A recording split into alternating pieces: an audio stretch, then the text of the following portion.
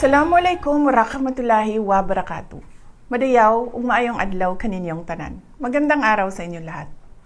Sa ating mga kababayan sa iba't ibang panig ng mundo, ako ay nakikiisa sa inyong maligayang pagsalubong ng bagong taon.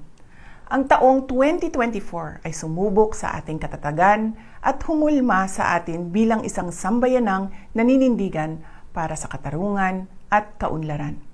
Ngayong 2025, sama-sama nating harapin ang iba't ibang hamon na magpapatibay sa atin bilang isang bansang patuloy na nananalig sa Diyos at nagtutulungan para sa ikauunlad at ikabubuti ng ating pamilya. Sa ating pagsalubong sa bagong taon, ako ay nagpapasalamat sa inyong walang sawang pagmamahal sa bayan na ipinamalas ninyo sa inyong pagsusumikap, pagtitiis, at pagtsatsagang magkaroon ng mas magandang kinabukasan. Magpabilin ako nga nahiusa kaninyo sa inyong mga pangandoy alang sa kauswagan ug kalinaw.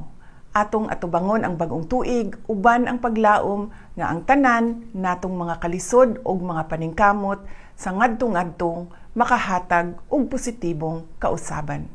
Ang lahat ay para sa Diyos, sa bayan at sa bawat pamilyang Pilipino. Happy New Year sa inyong lahat. Syukran.